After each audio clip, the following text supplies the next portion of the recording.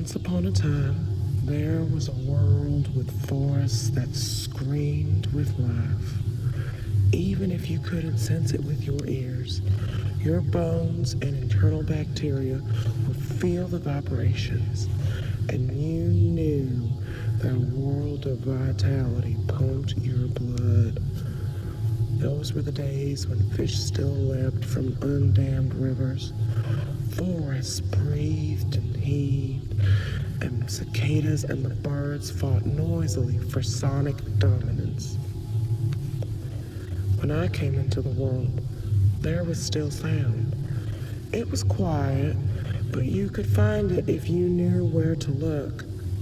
I was raised by my Latina mother on the east side of the mainland American Empire as its death rattle was sounding and the water wars hadn't yet begun.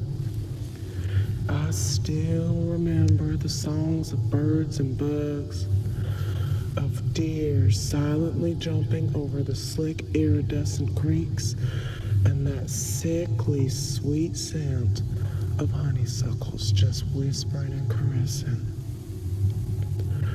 I would jump between kudzu-drenched trees in the forest around me, catch the conjoined frogs and tear through paths, laughing, screaming, and singing with my friends.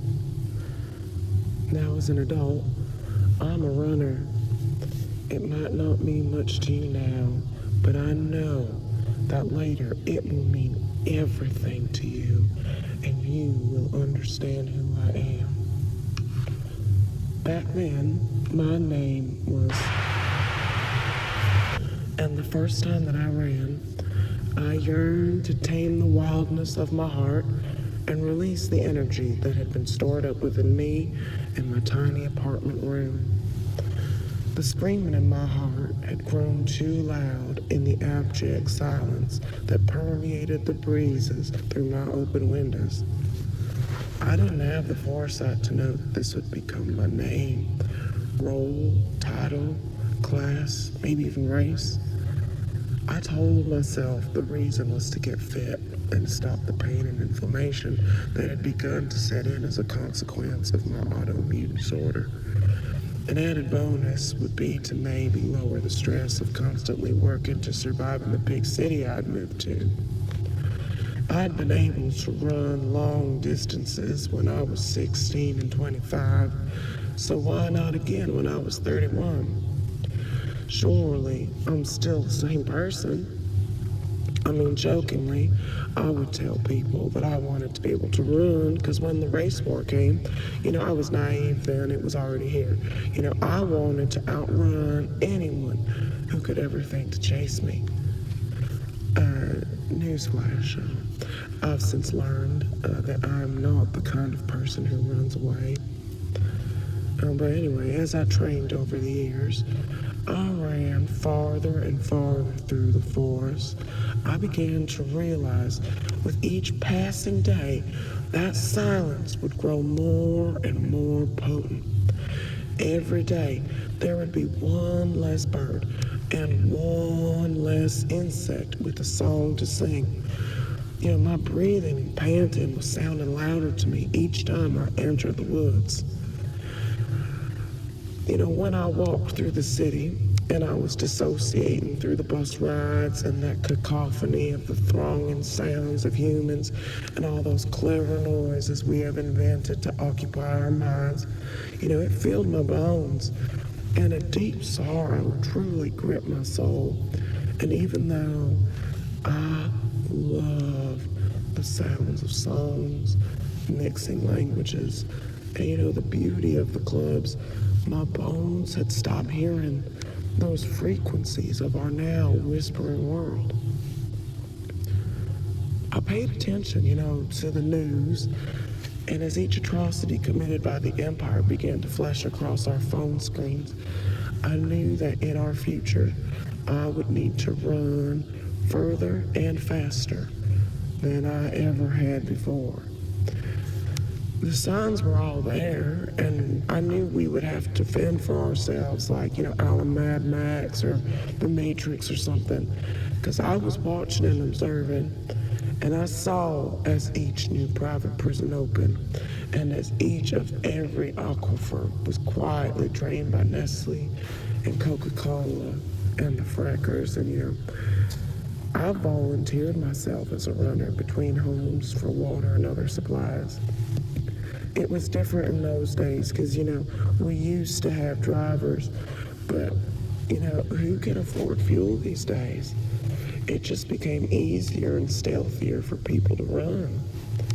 I was among the first to take on this role because, I spoke English and I remembered enough of my childhood Spanish to get by and help my community. All those years of running through, now silent forests had made me self-conscious of, how loud I was breathing and how loud my steps were. And I learned to control my body so I could move, silently into these military supply lines. I think a lot because when I came into this world, I didn't know that this would become my purpose. I didn't want to be like this. I didn't want to be some less apocalypse chic version of, Sarah Connor. I'd always wanted to create, sing, and dance, maybe even become a pop star or artist. We're singing and dancing people. This is where we're meant to be. But, in my life, I had trained in all of these disciplines and even picked up random sports here and there like boxing or jiu-jitsu with my local anarchist queer self-defense group.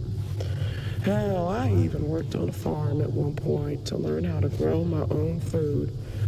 It seemed crazy at the time, but I'm sure glad I did it. Times have changed now, and now the runners are the backbones of our communities. We've taken on a variety of roles like forest farming, water collection, soil tests, messengers, but the heart of it is still the same. When we need to trade seeds, we run. When the community needs a doctor, we run. When other groups ask for help, of course we run. We keep everyone and everything linked, safe, and secret. It's a decentralized network with a flat hierarchy because we don't want the empire, or worse, one of their private corporate armies infiltrating our areas. Right now, I live in one of the more stable communities. We've been hidden in a valley that's treacherous if you don't know the terrain. It also helps that we've got a local cryptid legend that the government's supposedly afraid of. They wrote about it in those CIA declassified papers, the same ones as that big MK Ultra reveal. But I guess now, since we're close enough to being cryptids ourselves, and since we stick to the old paths, that whatever's here has decided that we are allowed.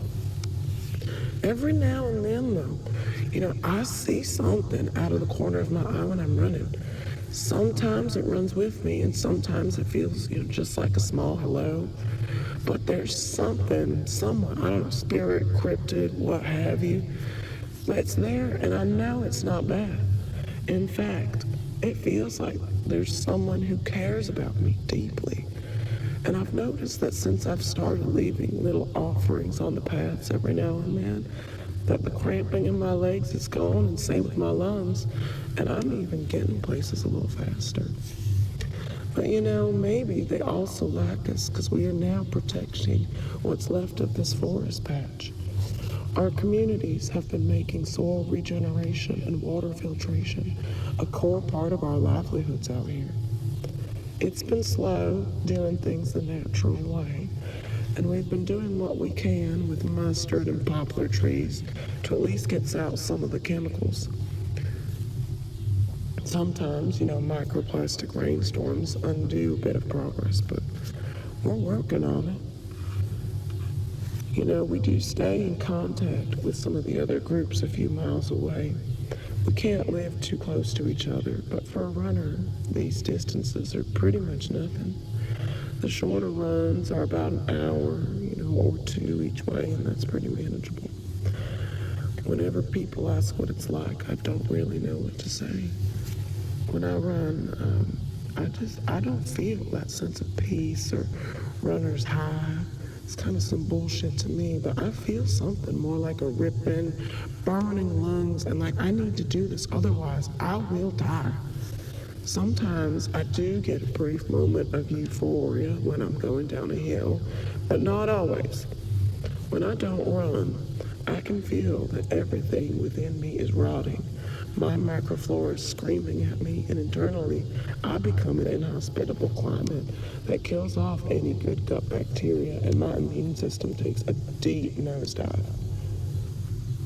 Guessing now my insides are mirroring that outside world, and I guess this is what happens when your daily pharmaceuticals are $1,000 a month without insurance. And you know, who's got insurance these days? Definitely not me. Sometimes, I hold grief. I hear a wailing grief inside of me. I can't always let it in, but I know it's there, and it's overwhelming. I live in a world that the empire and corporations have carved up and left people like me and mine in a silent world. I don't have to believe people when they say it gets worse before it gets better, because what could be worse than this? I just know, that I personally have to keep running and hold out some type of something. I know we call it a gut feeling, and I know it's going to take a while, but I can feel something shifting. It's been years, many years since it's come to this, but I feel like my body is sensing something I haven't heard in a long time. Sometimes in the forest, there's a hum